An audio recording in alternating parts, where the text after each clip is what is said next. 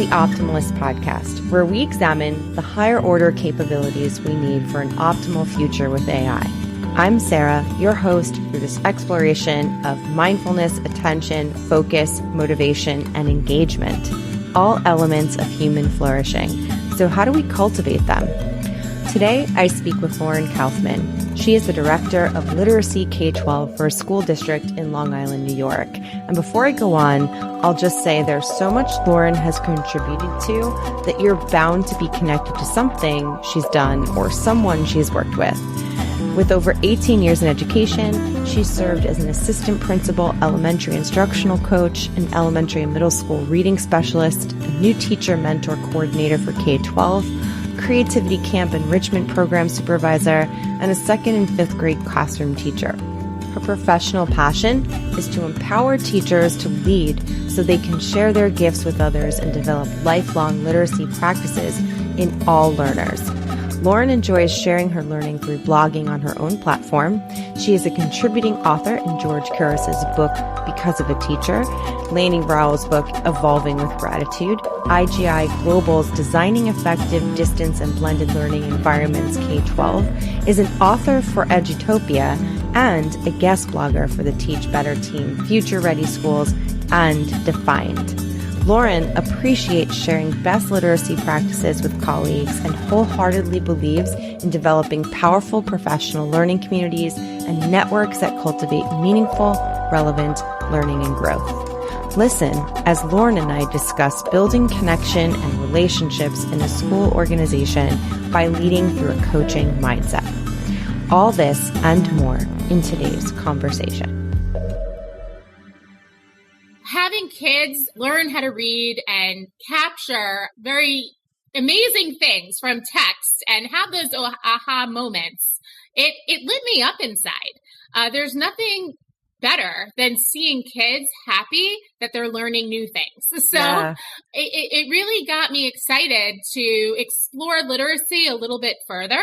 So when a position opened in my home district where I grew up, even though it was a leave replacement, I said, you know what, I'm going to go for it. And that's when I became a reading specialist. And after that time, I was kind of tapped on the shoulder. My district was going for job embedded professional learning. And someone said to me, Lauren, do you think you might like instructional coaching? You already do this as a reading specialist. Why don't you just apply for the role? And I was like, I don't know. But you know what? I decided to take a risk. I jumped into it and I served in that role for 5 years. Then the pandemic happened and there were a lot of changes happening in my district. And I decided that I was going to go to the middle school level to teach reading to 6th, 7th, and 8th graders. And that was an interesting time because it was during COVID and I was teaching physically and virtually simultaneously. And I learned more about teaching and learning that year than I had learned the 15 years prior. So that was a great learning experience. And then after that, I decided I was going to take the leap into leadership. And after going through several interviews, I landed in such an amazing district in Long Island, New York, where I served as an assistant principal. And here I am today. Now I'm kind of back to my roots. I'm the Director of Literacy K-12 in the same amazing district. So every single role that I've served in has taught me so much about students and how they learn and relationships and connecting with people and just staying on the cutting edge of best practice. I've never been in one spot for my whole career. So I take everything that I learn with me. Yeah, I take everything from everybody that I've learned from and I apply it to where I am today. So that's where I am now. I do love the way you described almost like the full circle path that you're coming back to what it is that you love and combining that with leadership. And so I am wondering if you feel that kind of, I don't know if maybe it's a passion now, but I guess like that real pull towards being a leader for other educators is something that kind of was always bubbling up inside of you. Did you always have a little bit of that people noticed? Yes. So I think that we all have a leader living inside us at a very young age. And I think it takes some special mentors and teachers and friends, whomever it is that crosses your path, to recognize those gifts. And, I always believe it's really in the small interactions that we have, in the small moments in our daily lives, that add up to the big things. And they really shape who you were, who you are, and who you are continuously striving to be. So when I was in fourth grade, for example, my teacher, Mrs. Roth, who I still keep in touch with to this day, she serves as a mentor to me because she retired as an assistant superintendent for curriculum and instruction. She knew I was a struggling reader and at times a struggling learner. And she used to have me go to other classrooms to read to the younger students. Oh, wow. She said, Lauren, you're a leader. You could do this, right? So at the time, I didn't realize it because I was a struggling reader, that she was using this as a strategy to really empower me, right? To cultivate my confidence in a space where I wasn't most comfortable. So yes, at a very young age, there have been people placed in my path who have given me advice, who've given me support, who have nurtured and shaped who I am as a leader today. And whether that interaction happened for moments, minutes, hours, days, years, that shaped who I am still becoming today. I always say every interaction is important, even the ones that are unfavorable, because you learn from those experiences too. You think about what you wouldn't do. Right.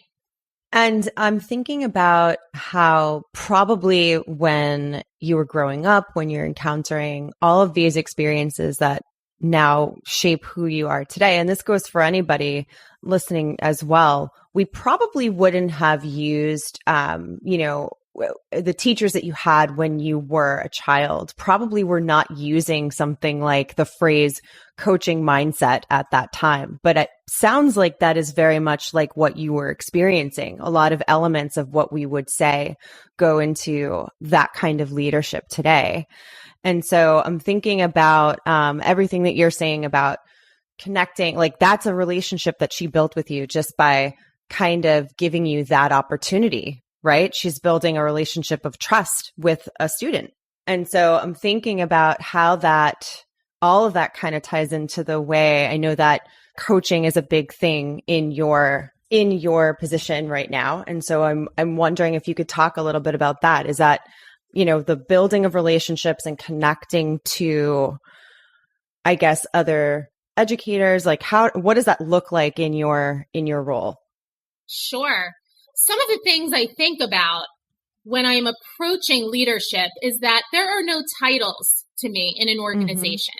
We are all here rowing in the same direction, serving our most important stakeholders, which are our students. We're preparing students for a world of jobs that we don't even know exist yet, right? But what is at the heart of all of that? In a world where we are embracing technology, tapping into AI, all of that stuff. Nothing is going to replace the human connection, human intelligence. We talk about artificial intelligence and how it can help us. Yeah. Right? But there's that human intelligence. And, to really stay connected to who we are and what we value. So when I approach leadership, it's very much with a coaching mindset. And the first thing I think about is that we are all connected at the core. We're all pieces of this puzzle, right? And when you put a puzzle together, what do you get? You get the bigger picture, right? So collectively, we all have to work together and be that piece of the puzzle to make whatever it is we want to happen. So bring a mission and a vision to fruition in whatever organization we're serving in. So that connected at the core is really important. I think it's always important to meet people where they are, to honor people's perspectives. We all come from different backgrounds. We were all raised differently. Right. We all have a different understanding in how to approach things. So I think part of being a leader is to meet people where they are and to listen and to value that perspective. And then building trust, trust is the foundation of all that we do. You want people to come to you with the good, the bad, and the ugly, right?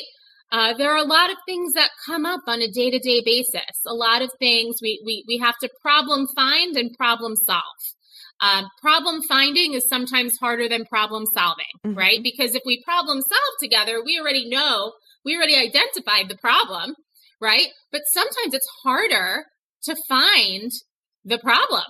And sometimes when people come to me with an issue, it's not usually about that issue. When we get deeper into a conversation, it's usually about something else that's a trigger for that issue. So having that trust and having people come to you with their concerns and even with their celebrations is so important in leadership. And to be there as an active listener, you don't always have to respond to people. And I might say to people as a leader, are you telling me this because you just want a listening ear? Are you telling me this because you want some advice? Are you telling me this because you want me to help you develop a solution? Because sometimes people just want you to listen. Right. They just want you to hear them out, and then they feel so much better and they walk away. So that's important. Yeah, a lot of the way you're describing elements of this mindset and elements of how you, I guess, operate as a leader, it feels like it's almost therapeutic the way you're describing it. It should feel like a natural path to growth. It's growth, individual growth through the relationship that people have with you and with each other. That's how I'm imagining the connection build as I hear you talk about each one of these elements. Yeah, I mean, and I want to put this out there, Sarah, to your audience too, is I am not perfect. Nobody is perfect, right? And there are times where it takes me a little bit longer to understand the people I'm serving. Some people you connect with instantly, right? That's in your personal and professional life. You just get each other right away. And some people, it just takes a little bit longer. And that requires patience and understanding and perseverance, right? And I think that's an important qualities to have as a leader, is to also show that vulnerability in that space, because I'm not always going to understand where someone's coming from. But if I can show that vulnerability and say, I'm not understanding, can you please clarify, maybe restating what they're saying and saying, is that what you mean when you're saying that? You're not only validating what that person's saying, but you also might be breaking down a barrier of misconception, you know, because there could be a lot of misconception in communication. So that's a really important piece too, is just to put out there that as I'm developing these relationships, they're not always smooth and seamless. Of course. You know, some are harder work than others, for sure. Right. But that's also part of, like, I know some of what I like to talk about regarding this stuff is the resilience part that you might see build up in people, or you see people that, you know, that need to work on being able to start again, or realize that they have the opportunity every day to do something better or to start over, or, you know, it seems so, it's like such a common thing to think about, but it is a very difficult and coveted skill. It's a skill to be resilient. And I think that we are, in some ways, people need practicing with things like that so much more now, because I guess kind of just finding ways to kind of not deal with what's in front of us is way easier now than it ever has been. We can push things off, we can find distractions, but I think helping people through being able to step forward and take risks that they wouldn't have taken before is also goes hand in hand with being resilient, because you have to understand that if you take a risk, then it might not turn out the way you want it to be. And I think how we have to really cultivate those skills ourselves as adults in order to translate that to kids is something that is really worth thinking about. And this is getting to my point here. I was wondering, I'm also thinking about the role of self-reflection within that, as you know, within that whole framework. And I know you and I talked about this a little bit the other day, but would love to hear you riff, to quote our friend Sean, our bandmate Sean, would love to hear you riff a little bit about any way that you think about or incorporate individual or even group reflection? Like, how does that show itself, and what do you see as a result of that as part of coaching? Yeah, that's a really great question. So reflection is a really important part of any practice. It doesn't matter what career you're in, what field you're in, personally and professionally. When we are reflective people, we think about, how are things going? What can I do better? What went well? What can I do differently next time? And I find educators are in a constant state of reflection. I have personally never met an educator who isn't a reflective practitioner. And one of the things that I do for myself, because I think it starts with yourself. Everything starts with yourself. If you want to coach people to be better versions of themselves, you don't want to ask them to be a version of you. You want them to be a version of themselves. That's the best, right? That's an important part of leadership, is how can we get people to be in that constant state of reflection where they're not compromising their own why, their own values, right? So I'm just thinking something practical off the top of my head. I think I always start the beginning of the year, and we're heading into the beginning of the year soon. And I ask this question to the teachers: why do you teach? I could ask the same for leaders. Why do you lead? What's your purpose? What is your why?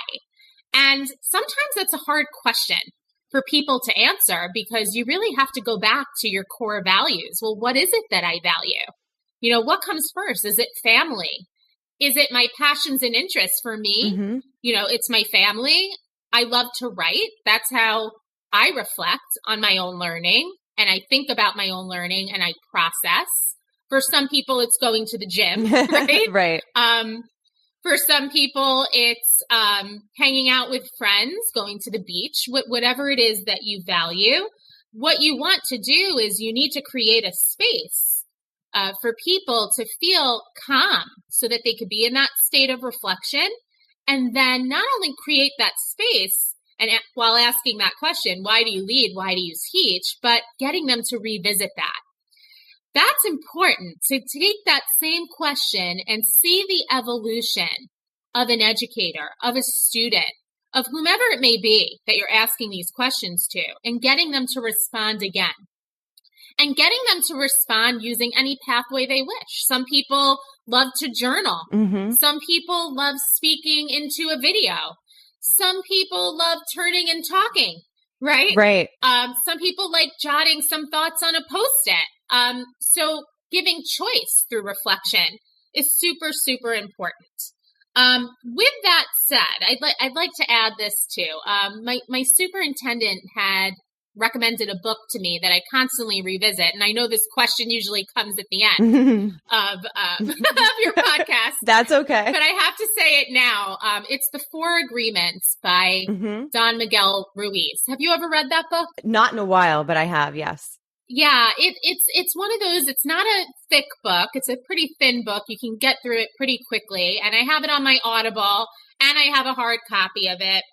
And one of the things that's in that book is to be impeccable with your words, right? So when we're creating spaces for anyone to reflect about their practice, about who they are as a human being, we have to use our words wisely in creating those spaces, right? Because words have the potential to create the world in which we're living in.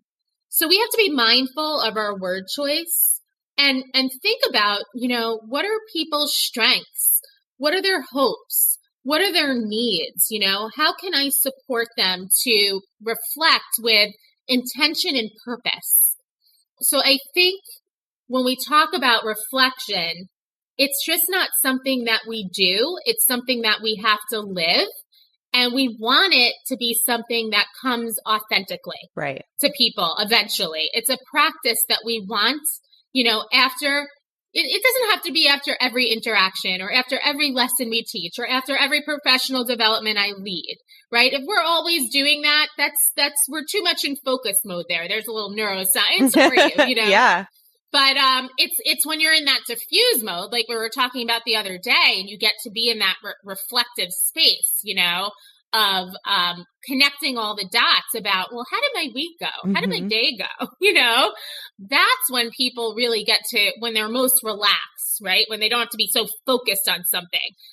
That's when we really get to reflect. But I think reflection is something that is super important, especially in the profession of education, because we're working with people, we're working with children, we're working with families, and we always have to row in the direction of bettering ourselves because we're impacting the hearts and minds of kids at the end of the day. Right. So when we're better, they're better. Yeah. And I'm thinking about a few layers of things that you just said regarding reflection. I was trying to jot down a couple of them, like, oh, I want to talk about this. And then you said something else. And I'm like, no, I want to go this direction. But I'm actually also looking, I had your blog open from earlier from the article that you had sent me, but then I started scrolling down it and I was looking at it just happened to be open when you started talking about reflection, the blog you have called Reflection to Action. Because I was thinking about what, as you were just talking, what it takes for us to really not just reflect, because I'm deeply reflective. Like you said, it's important for everybody. It's not just a professional thing. Like everybody, reflection is like part of human growth and development. Really, if you're not reflecting or intentionally thinking deeply about what it is that you do or what you want to do or how you behave or anything, then how are you able to move to the next part of anything in your life? I think one of our recent guests had a quote about, it was about mindfulness being action itself, is a commitment to action, to moving forward. And so I think about reflection, like when you decide and intentionally decide that I'm going to be a reflective person, and you make that a practice, if you are intentional about it and you take it seriously, it should naturally over time show itself as part of, reflect in your actions. That actual writing and the actual recording of something is not the reflection part. Like, what is it that moves you forward? And so I'm just kind of riffing here about that, like the connection between what it means to actually, to be mindful of what it is that you need to do to move forward. Otherwise, reflections remain stagnant. Yeah. I think you're making great points and you're totally making sense. As you're talking, I'm also thinking about gratitude. And I'm thinking of my friend, Lainey Rowell, who wrote the book Evolving with Gratitude. And she just came out with a bold gratitude journal, which is incredible.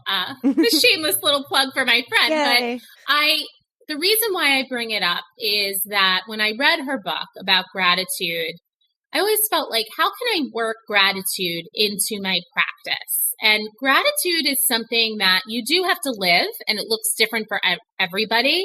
When we're reflective people about what we're doing, it's almost like paying it forward. What are my next steps in whatever it is I'm doing? Well, for me, I'm going to show gratitude to that person who helped me figure out what my next steps are, whether they know it or not. So whether I'm listening to a podcast, for example, when I listened to the one with you and Sean, I messaged you. Right. Yeah. Right. That's something that I intentionally chose to do because I wanted to share with you how much I enjoyed it. And then I related to what you were talking about around mind wandering. I connected with that very much. I intentionally, while I was reflecting during that podcast, said, how can I now pay it forward? Well, I'm going to send you a message, right? Some of the other ways I do that is I do that with teachers all the time. I'll write them little notes. I'll send them little voice notes, right? When I had my own classroom, I used to leave Post-it notes on my students' desks about what they did really awesome. I saw, did you have a picture of that on your blog? With the picture with the Post-its on the stones? Was that what that was? Yes. I love that. Thank you. That was one of my last days of teaching. Yeah. I read only one U to my students and I left them a rock. And each rock had a different, I kind of selected a rock that I felt embodied each student and I wrote them a Post-it note. to take with them. It jumped out at me just because it reminded me of a couple of things that I used to do routinely. But it really requires like you're reflecting, like you said, on each individual student, but it does require that you are then taking that reflection and showing them that you actually know who they are. And so to me, that was, I used to write similar notes to students, and that can get hard when you have 130 high school students. And I'm like, I can imagine. Do I know all 130 of you this well? Let's see if we do. But yeah, sorry to interrupt you. I just was remembering that I saw that. No, but I think we were just talking about from reflection to action, how when you're reflecting on things that are happening during the day or, moments that happen in your life, how can you then use that moment and capitalize on that moment to propel you to your next step towards the future, right? Yeah. And I'm thinking also, and the answer on your end could be no. I have no idea, but so feel free to answer this whatever the truth is. But okay. I am wondering what it looks like to reflect in any form that it takes, but outside of the individual. What happens when we connect with another person or group or a department or building wide? What does reflection look like as a school system, like as one whole building? Does that exist in your experience? Something that I'm interested in and thinking about how you expand, like, as you and I were talking the other day, I gave you little tidbits of how we at The Optimalist are thinking a lot about what it means to reflect it moving into the future, and also what it means to work together as an organization, any organization, as we move into the future, knowing that so many of the things that we do day to day, we can get done a lot more quickly as we start to have to adapt to like an increasingly technological world. And so how do we really think about that? Like, what is this radical collaboration and radical community look like in an organization, like in a school building? And does reflection together in some way have a part of that? So I was asking, like, if anything like that collective reflecting exists in your experience, in any of your experiences, and if not, like, what does that look like? This is a great question, and I'm deeply thinking about it. So the answer is yes, this absolutely happens. And I always say this, you have to model what you want to see. So as leaders, if you want to create a reflective environment and create a culture of reflection, you need to be modeling that practice yourself. So that happens at the district level, that happens at the building level, then it happens at the classroom level, and then at the student level. You want that to filter down, right? Mm-hmm. So last year, I'm just using this as an example, my superintendent gave a beautiful keynote during our convocation, rooted in connection, how important it is to connect with your students and know your students. So as an admin team, what did we focus on? And this is something I think we always focus on, but we were just being more intentional about it, are how are ways that we are going to connect with our staff, with our families, with our students. If we know who the people are who are surrounding us, that's when the deep learning is going to happen. One of the things that I do all the time is I really try to intentionally listen to the teachers that I work with. If they're sharing with me about what they're doing this weekend, if they're having a birthday party for their child or some type of celebration, or maybe they're going through a hard time and there's something coming up that's not so celebratory, I really try to listen and I try to follow up with that teacher. I'll give them some space, and then I might shoot them a text or an email and say, how did that go? And I'll name it. How was your son's second birthday party? I love that. Yeah. How did the entertainer turn out? If they're telling me, oh, I hired this person to come, I hope it works out. Or I ordered a cake from this bakery and I hope it's good. I've never tried it before. And, those little small moves, and remembering that, the teachers get surprised, like, oh my goodness, I can't believe you remembered that, Lauren. You're so busy. And that trickles down to students too. That was something that I loved when like a month would pass and I would ask a kid about something that they had told me or written about. And they were absolutely floored that I even was thinking about it, let alone remembered that they told me that thing. But then when you multiply that by every week, every month, like in the year goes by, like that is a community that you build, because if you're doing that with not just one person, but 5, 10, 15 people, everybody knows, and then hopefully that people start to do things like that themselves as well. And not just the example that you're giving, all sorts of things like that show not only your attention and your presence, but also your willingness to be a part of moments with other people. Absolutely. And that's part of a coaching mindset as well, to be present and to be patient and to realize too. I know I should really add this, going back to your original question about the coaching mindset, is to recognize that growth takes time.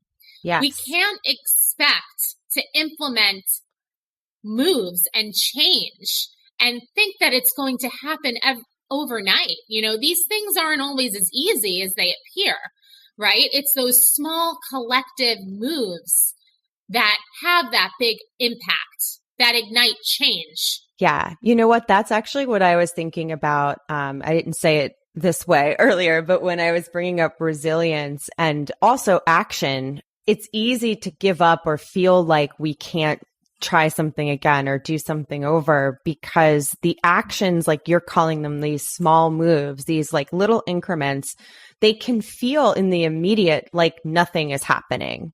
And they can feel like it's like sometimes a couple weeks will go by and you'll see a little bit of something moving or something feel like you're taking action or you have control. And then you might have a setback or feel like you're going back a little bit.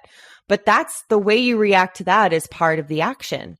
And I think that, and then reflection becomes even more important, and it's really, really hard. And this is like what we talk about all the time, no matter who I'm, having a conversation with on this podcast or whatever writing that we're working on together or anything happening in the community. We're always thinking about what it means as a human being, in this world to really think about, think about what moves us forward and what inspires us and what keeps us reflecting and understanding that we are growing. It really is everything that we do now. We could easily ignore and do the easy thing. We could very easily just say no to the path that's difficult, and the small steps and being able to recognize them, like you're saying, that you are growing over time, takes courage. It takes courage and it takes support. Growth and comfort cannot coexist. Right. If we are too comfortable, then we're not learning. We have to be comfortable with discomfort through the process too, because change is really hard.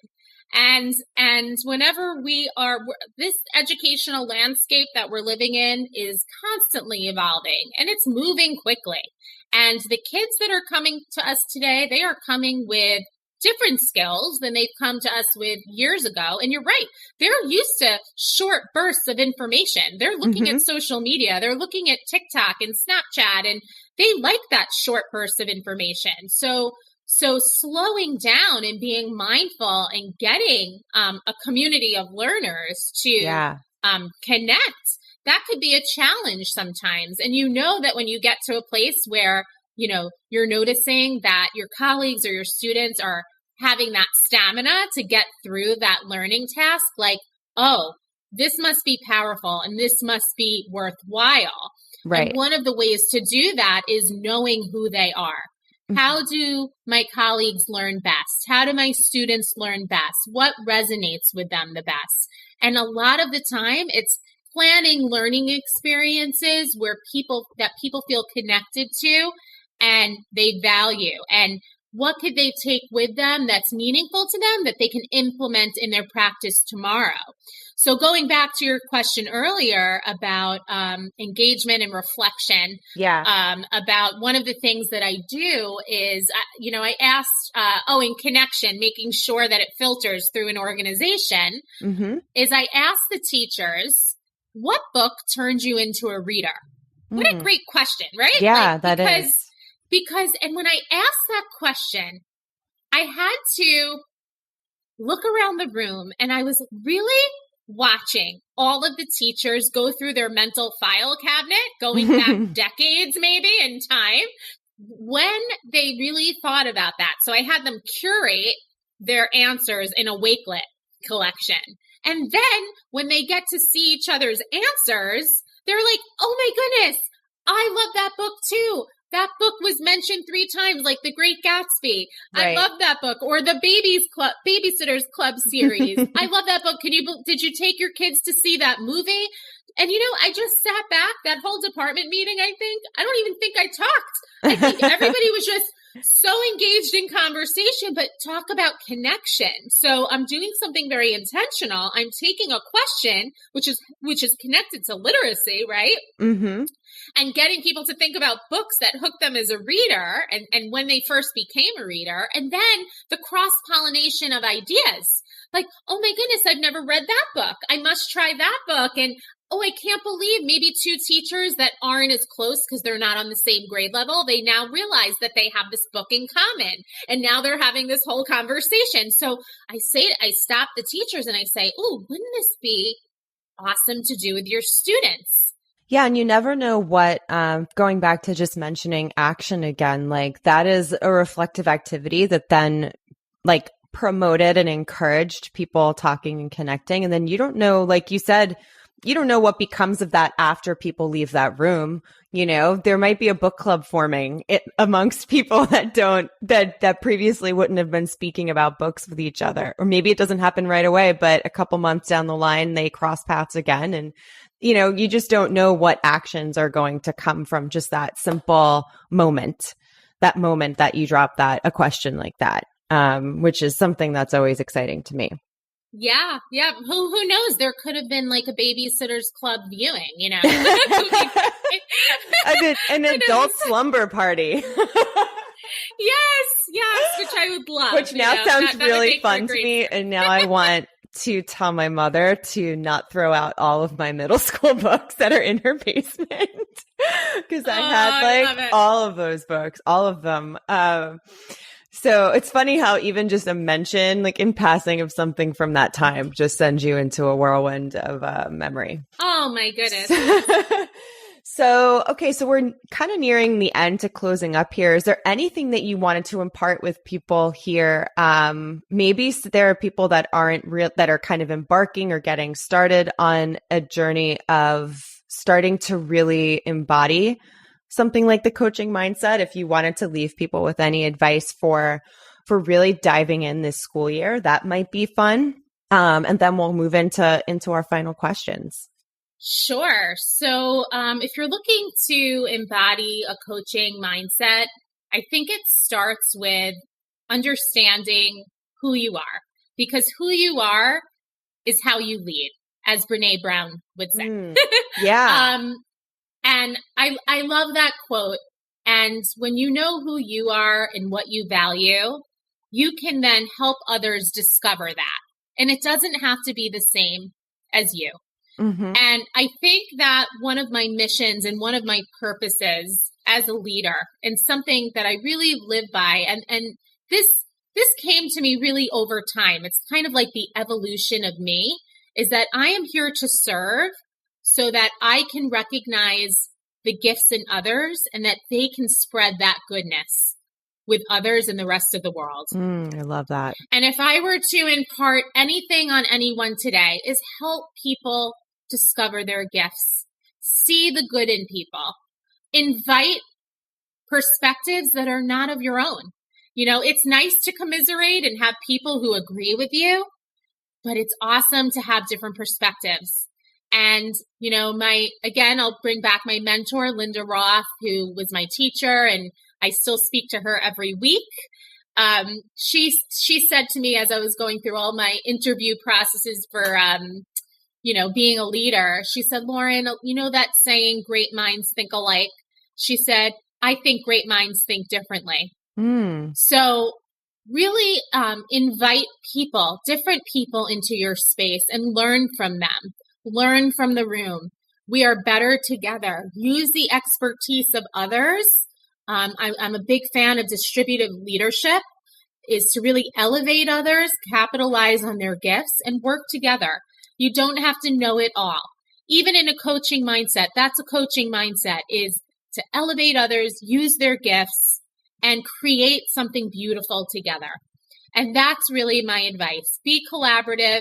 As my friend Stephanie Rothstein would say, she's a wonderful person, someone you should also have on this podcast. I know her. I know of her. Yeah. Oh, okay. She's amazing. She'll say, education should be less competitive and more collaborative. Mm-hmm. I agree. Theodore Roosevelt said, comparison is the thief of joy.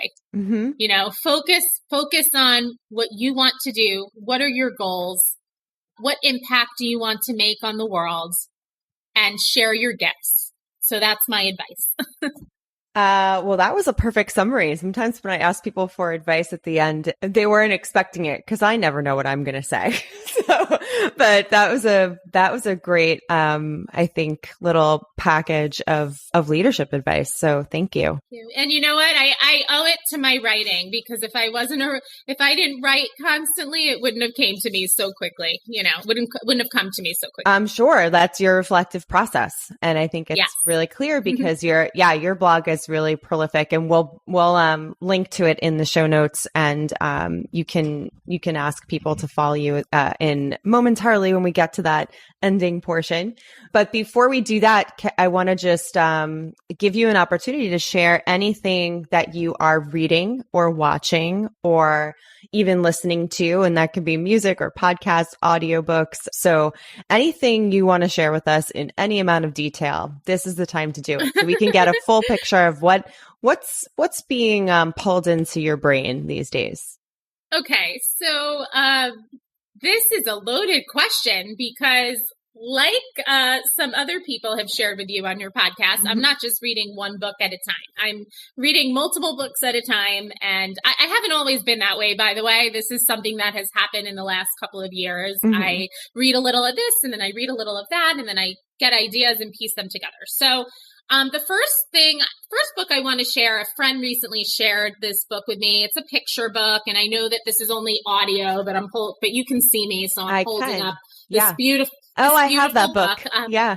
Yes, it's called The Boy, the Mole, the Fox, and the Horse by Charlie Mackesy. And I think I said it correctly. And if I didn't, forgive me. Yeah.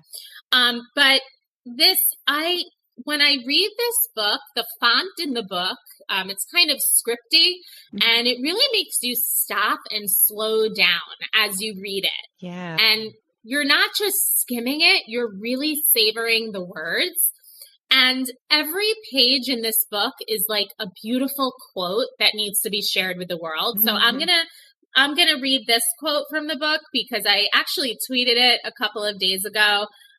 It really got to my heart. It says, "Being kind to yourself is one of the greatest kindnesses," said the mole. So this is just such a beautiful book, and I'm actually thinking about sharing it with all of my teachers this year because I think there are such beautiful lessons learned in this book. Another book, I'm sorry, did you want to say something? Oh, no, I actually was going to say, I think it was recently put into a film too, wasn't it? I think it was. It's I didn't see short, it.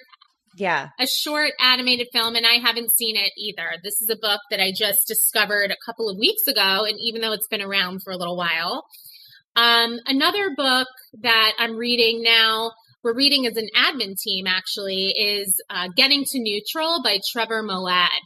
It's a wonderful book. It's not necessarily rooted in education, but it's all about how when you're living a life that's a little bit chaotic, at times, how do you get to a neutral place where you're not being overly positive? Because sometimes when you're overly positive, when you're in a space of chaos, isn't really the answer.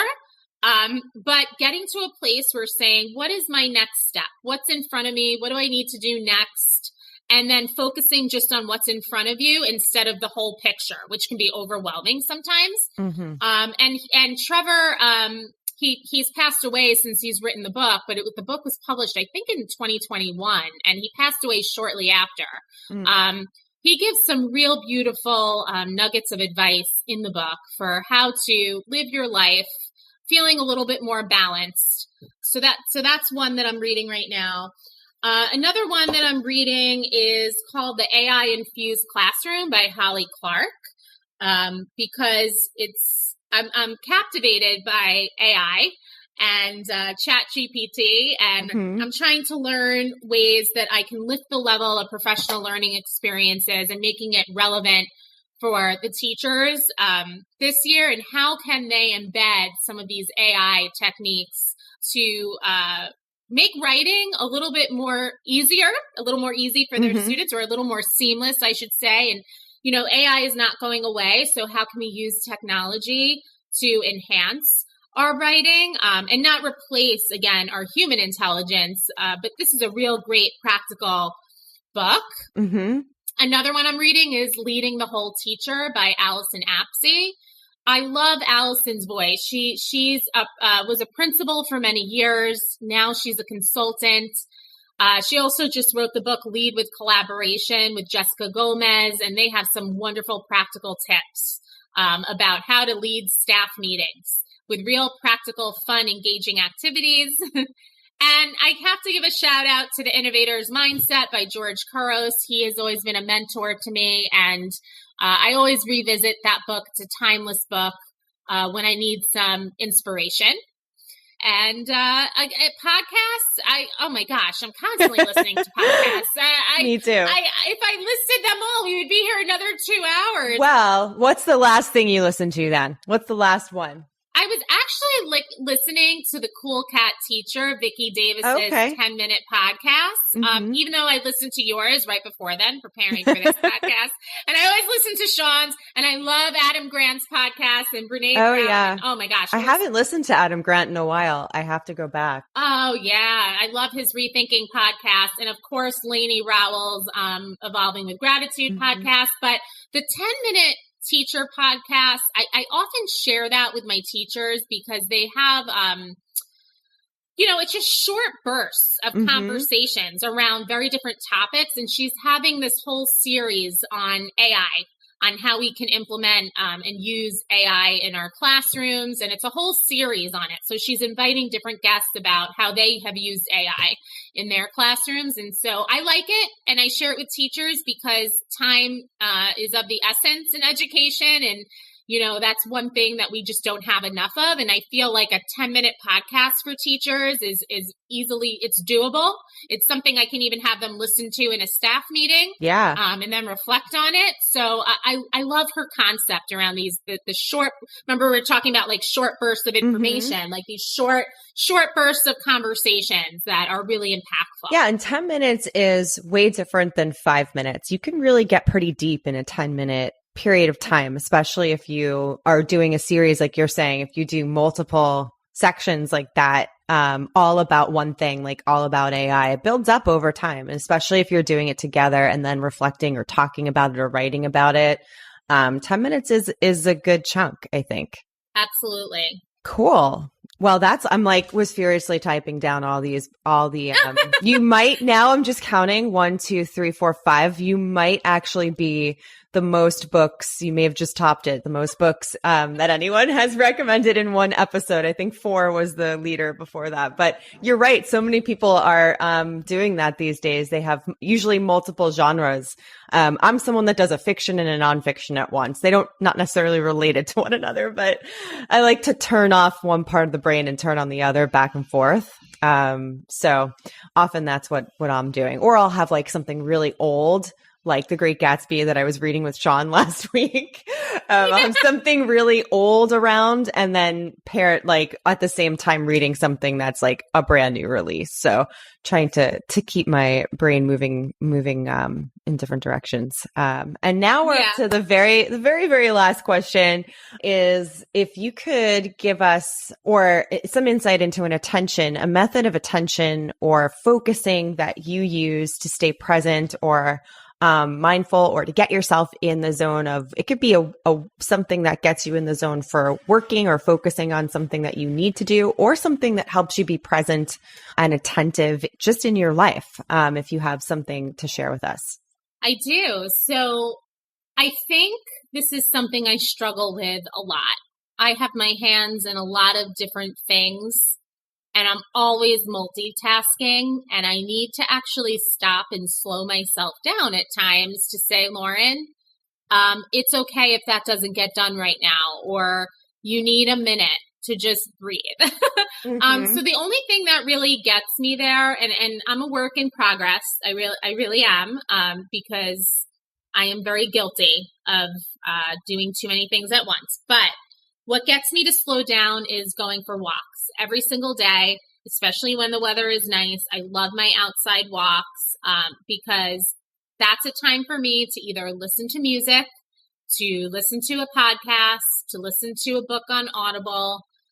And I have gotten some of my best ideas on my walks because I am now in diffuse mode. I've been paying attention so much during the day that this is my time. It's me time. I mean, not only am I an educator, but I'm also a mom and a wife, and I have other responsibilities. I'm constantly running to baseball and basketball, and I don't have a lot of me time, but that is my me time. And I really take it seriously. And if I don't go for my walk, I find myself getting a little bit antsy. Agitated. Yeah. I'm agitated, and I feel the anxiety coming on, and I feel that, and writing is another one for me, Sarah. If I haven't written in a while, and for me, that might bring on anxiety for other people. If they say, oh, you now have to write, that might be like anxiety provoking. But for me, it centers me, it grounds me. And if I all of a sudden develop an idea, and often I do it on my walks, I'm like, oh my gosh, I need to sit down now and I need to write. And everybody knows, don't bother mommy while she's writing because I have to just get it all out and I can't be interrupted. And once I do, I feel like I could breathe again. Yeah. So those are my two things that I do. Cool. Yeah, I think a lot of people can relate to that as well. I mean, a lot of people talk about different varieties of what it means to be alone outside in nature, or to do so. Like you specifically said, my walks outside, and I think that's something that a lot of people do point out, and they, even if they are not, whether they're listening to something or not, it's always that your attention is on you. Really, whether whatever it is that you're doing, if you're choosing to listen to something while you walk, it doesn't matter. Like your attention is on yourself and the thing that you want to be engrossed in during that time. And it's almost like this bubble, right? And the hope is that we learn how to really be mindful of our individual need for that. Because so many people neglect that need. And even when you're talking about feeling that like intrinsic pull to go and write, because you've thought of something or you were inspired by something, whatever it is, like you have to do it now. So many people ignore that. They feel that, and they say, I'm always like talking to other writers about stuff. And one of the things they say a lot is the ignored creative life is one of the hardest lives to live. If you're not getting out that pull and you ignore it, then you would feel like a part of yourself is missing and a part of your life is not being expressed. So I totally get that. I didn't mean to go so deep there at the end as we're winding up, but I had to connect that. That's okay. That's okay. So, Lauren, it was so awesome that Sean connected us. And I think he connected us without you knowing that he was connecting us, because you were connecting us privately in my DMs, like while listening to us talk. When he finds out how much we talk about him during this episode, he's going to laugh. But he probably doesn't realize that you were DMing me while he was telling me that you should be on here. And then 2 days before that was tagging you or tagging me in a tweet saying like, you guys should know each other. And just so everyone knows, like Lauren's from Long Island. I'm from Long Island. She spent a lot of her time when she was in her 20s in Los Angeles. I live in Los Angeles. So Sean was like, it sounds like you guys have some things to talk about. So it's really cool. It's really cool to have that connection. My first Long Islander that I'm having on this show. You are the number one right now. I love that. Before we go, the last thing I'm going to ask you is to share anywhere that you would like listeners to find you or follow you on any social media, and websites that you would like them to go to, and anything that you mentioned, we will make sure we link to in the show notes. Thank you, Sarah. So yeah, you can connect with me on pretty much all social media as at Lauren M. That's my middle name, Michelle Kaufman. And so you can find me there on Twitter, or I guess we are calling it X now, right? A little confusing. I'm calling it Twitter. Yeah. Okay, yeah, I have to still call it Twitter. Yeah, it's a hard one. I kind of miss that little bird. Me too. I miss seeing the little bird. So Lauren M. Kaufman, and then also on Instagram, Lauren M. Kaufman. And I just signed up for Threads today. I don't know much about it yet, but I'm on there, Lauren M. Kaufman. And you can go to my website, and contact me there. My email's on there, and, anything you want to know about me. I really call it my portfolio at laurenmkaufman.com.